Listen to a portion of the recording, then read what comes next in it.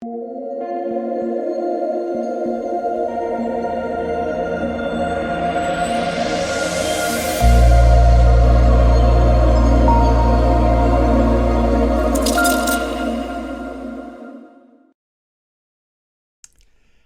what is going on, guys? It's DK. Back at you with another video here to writing the final NFL regular season slate of the year. Before I get into the video, if you guys are new to the channel, my name's DK.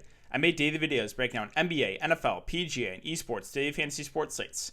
Before we get into the video, I want to thank you guys again for the continued support. It is greatly appreciated. If you do enjoy this content, if you leave a like button on the video, subscribe to the channel if you haven't already, and hit the notification bell so you don't upload videos, you don't want to go live. That would be very helpful. Also, if you guys cannot watch these videos, I do upload an Apple podcast. I'll have a link down below if you guys are interested in signing up for premium content. And I offer that on patreon.com. I offer a couple of different packages. If you guys are interested, again, link down below. And finally, I want to thank Prize Picks for sponsoring the show. If you guys are not familiar with Prize Picks, it's a website we can bet on player projections, player props. So you're betting over, under on fantasy points for these players. Right, for example, Calvin Ridley, 19 is projected right now. Do you like the under? Do you like the over there? Right, so that's fancy points. But yeah, if you guys want to sign up, you can use the code DKDFS. It's DKDFS, all one word. You get a 100% match up to $100. So you put $100 in, you get $200 to play with. So basically $100 free dollars. But yeah, I'll have a link in the description below if you guys are interested in signing up. With that all out of the way, let's jump into the video. So before we talk about players and the prices, again, we got 15 games to talk about, a lot to talk about. Let's take a look at these Vegas odds real quick. So we have Falcons, we have Bucks, is a 50.5 over under. The Bucks are 7-point favorites. They're looking like they're going to play the starters, but again, this is a kind of meaningless game for the Bucks. We have Ravens, we have Bengals, the 44 over under. The Ravens are currently 13.5-point favorites. We have Cowboys and Giants of 44.5 over under. The Cowboys are 1-point favorites. Dolphins and Bills of 42 over under. The Bills are 2-point favorites. We have Vikings, we have Lions of 54 over under. The Vikings are 4-point favorites. Jets and Patriots, the 40 over under. Kind of ugly one here. Patriots 3-point favorites. Steelers and Browns, the 41.5 over under. The Browns are 10-point favorites. We have Cardinals, we have Rams. No Jared Goff here in this one. 40.5 over under. The Cardinals are 3-point favorites. Packers and Bears, it's a 50.5 over under. Both teams have something to play for here. Packers are 4.5-point favorites. Jags and Colts, it's a 49.5 over under. The Colts are currently 14-point favorites. Raiders and Broncos, it's currently at 51 over under. The Raiders are 2.5-point favorites. Then we have Chargers, Chiefs. Chiefs are resting their starters, a 43.5 over under. The Chargers are 3.5-point favorites. Saints and Panthers are 46.5 over under. The Saints are 5.5-point favorites. We have Seahawks, we have 49ers, 46 over under. The Seahawks are 7-point favorites. And Titans, Texans, 56 over under. Right now, the highest in the slate. Titans are 7.5-point favorites. So that is it, guys. For the Vegas odds. Let's start with quarterback. Again, Patrick Mahomes is not playing in this one, so do not play him.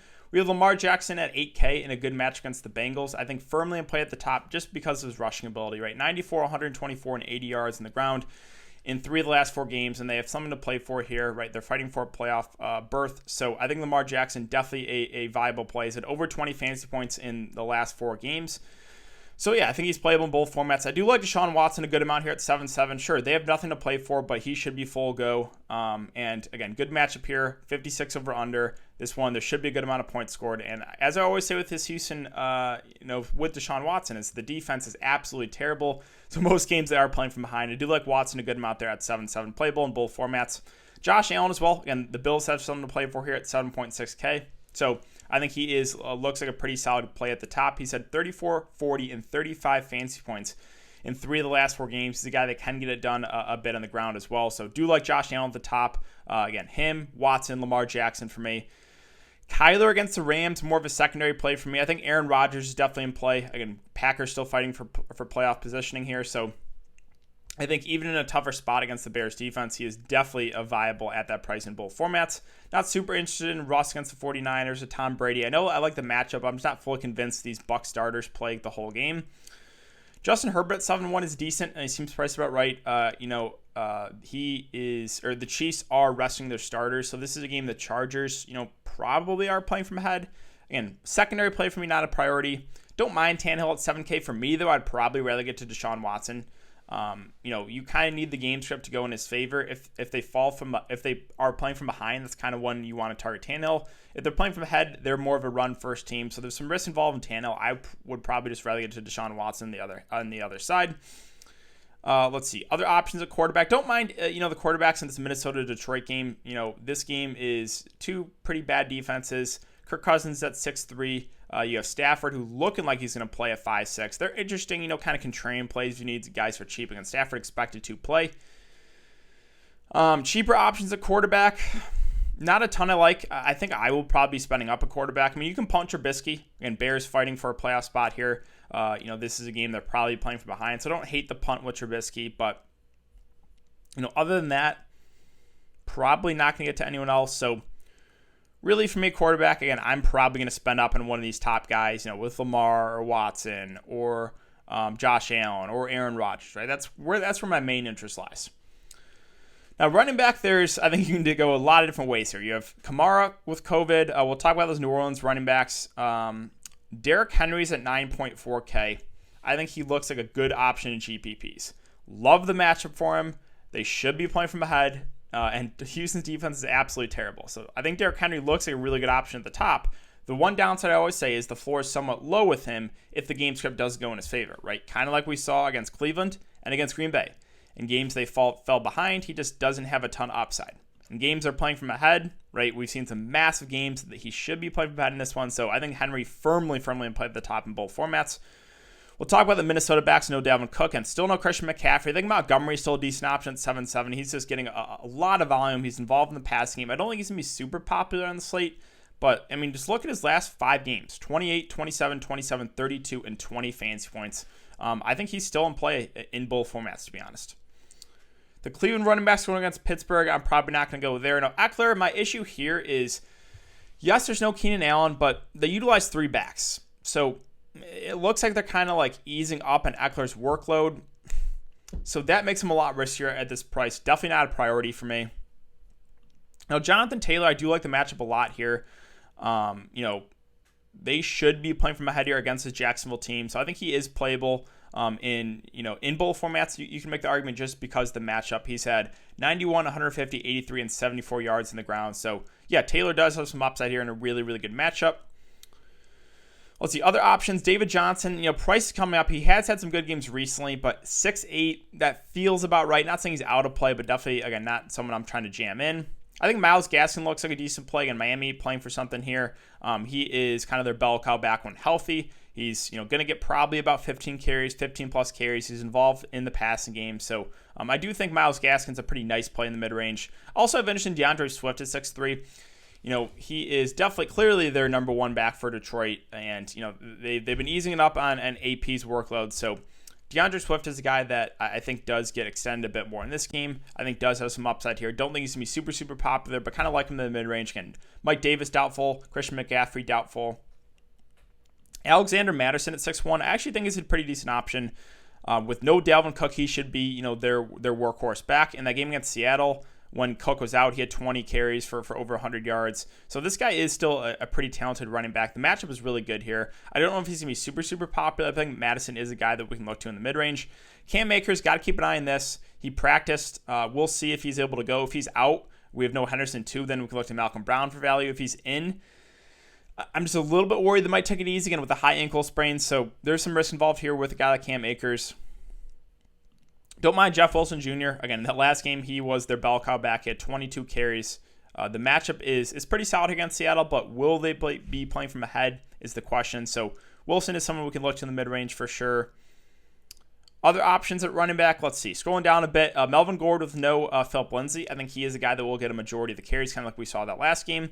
He had 16 carries, did not have a target, but I think at 5'7", he is a guy that looks like a pretty decent play kind of in this price range. I think playable in both formats because there is no Philip Lindsay. Now we kind of get to the cheaper running backs here. So scrolling down to, let's see, Dare Ogunbowale. So he was kind of their bell cow back that last game. Wasn't convinced that he was going to be in that game against Chicago, but he was, got a majority of the carries and the targets. He had 14 carries, 3 catches, and 5 targets. So I think he's definitely someone we can look to punt at running back. Should be their lead back. 4.5K is a little bit underpriced for a starting running back. Ty Johnson as well at 4.3. He's going to be, their feature back in this game. It's just, do you ever feel good about playing any Jets? No, but he should be their, again, early down back. He's involved in the pass game. He's a good, pass catching back. So I think he's certainly in play if you want to punt running back. And Malcolm Brown, depending on Cam Akers, if Cam Akers is out, I think Malcolm Brown will become one of the better, cheap running back plays. And then, let's see, where is he? I wanted to mention a couple other guys. So Rodney Smith for Carolina, and then the Saints running back. So let's go to, where is Carolina? So McCaffrey doubtful, Mike Davis doubtful.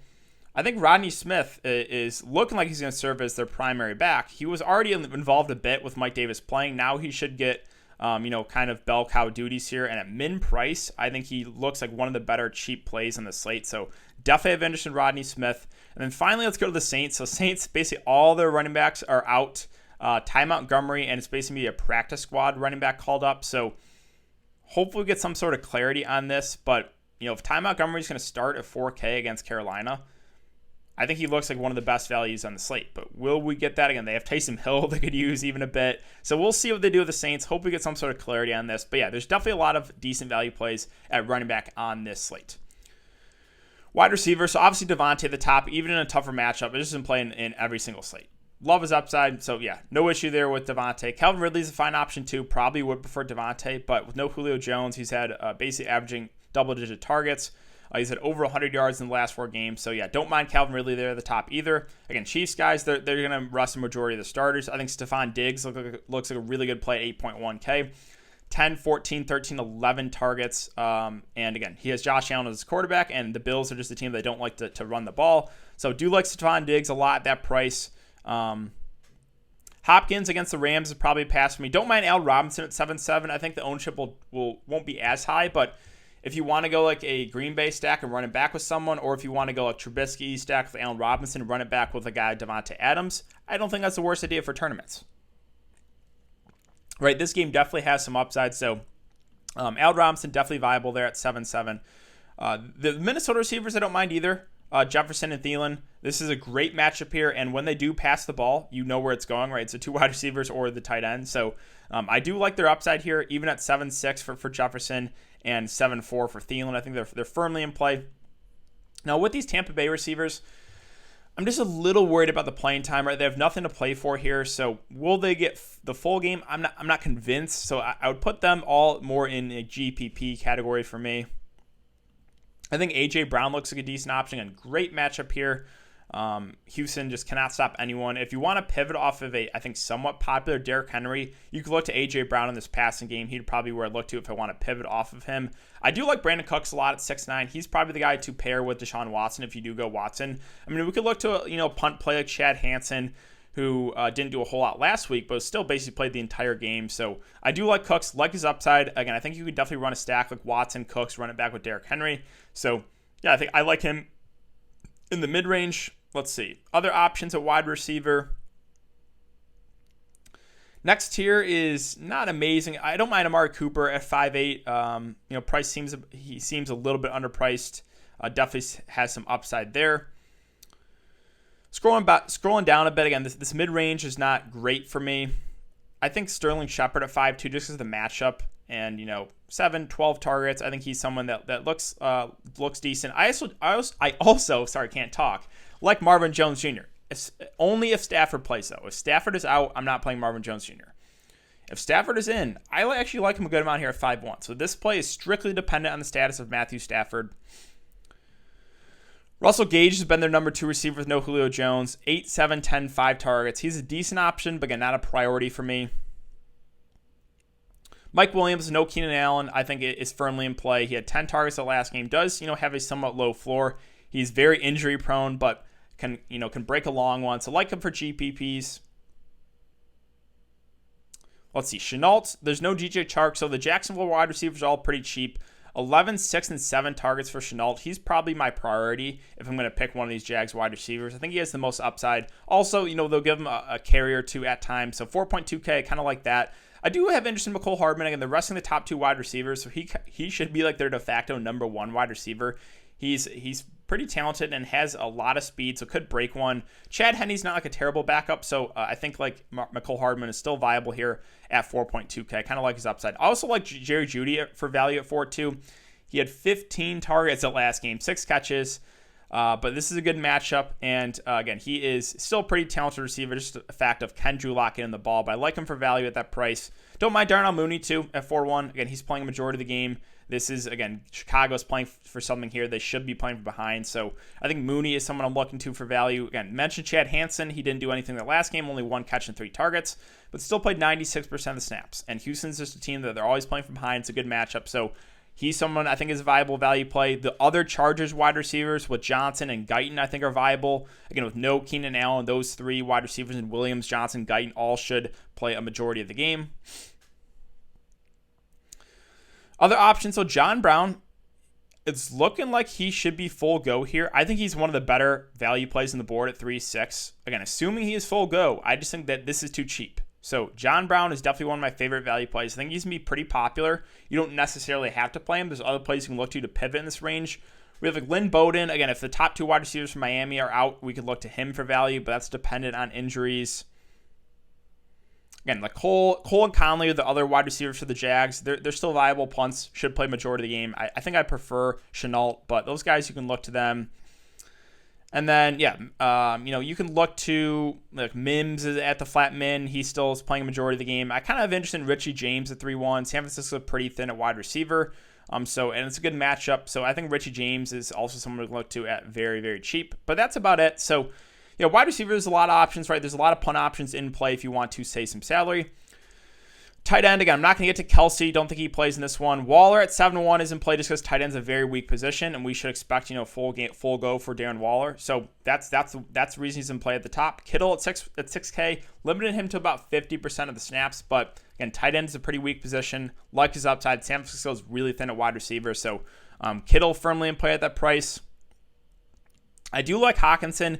Same thing as Marvin Jones Jr., though. Dependent on the status of Stafford. If Stafford is out, I don't want to look to either of them. If Stafford is in, I think Hawkinson and Jones Jr. are underpriced. Would like them a good amount. I think Noah Fant is viable too because the targets, right? 7, 11, and 9 targets. Good matchup here. So Fant, Jerry Jeudy for Denver. I like them for cheap value plays. I also wanted to mention, where is he? Evan Ingram at 3.7. Great matchup against Dallas. Targets have been pretty solid for him. I think he looks like one of the better cheap tight end plays if you need some salary relief. Don't hate Juju Smith 2 at 3. Again, great matchup. Probably would give the edge to Ingram, but those 2 guys in that range I think look decent. And then if you want to punt the position, I think you could look to a guy like, where is he? Donald Parham at 2.9 with no Hunter Henry. He played over 80% of the snaps that last game. Did only have 2 catches and 3 targets, but he's a talented tight end, a good pass-catching tight end. I think you can look to him if you want to punt tight end. And finally, defense, there's not a lot that stands out. I think if you want to punt, you can look to the Jets at 2-3. Spend up defense is obviously Ravens against the Bengals, Colts. Those 2 look good if you can get to them. Mid-range defenses. Let's see. There's not a lot that stands out. Like the Patriots, just because the Jets are the Jets. But yeah, really defense. I think you can even mention the Cardinals because Jared Goff is out. So those are probably the defenses I would consider on the slate. But hope that helps, guys. That's going to wrap it up for the video today. So if you have been enjoying the content so far, I'd really appreciate it if you leave a like button on the video, subscribe to the channel if you haven't already, and hit the notification bell so you don't upload videos you don't go live. As always, I'll be live 1 hour before lock on my YouTube channel to go over everything, answer all your guys' questions. So make sure to check out the live streams tomorrow morning, guys. Thanks again. I hope you guys have a great day, and I will see you all later.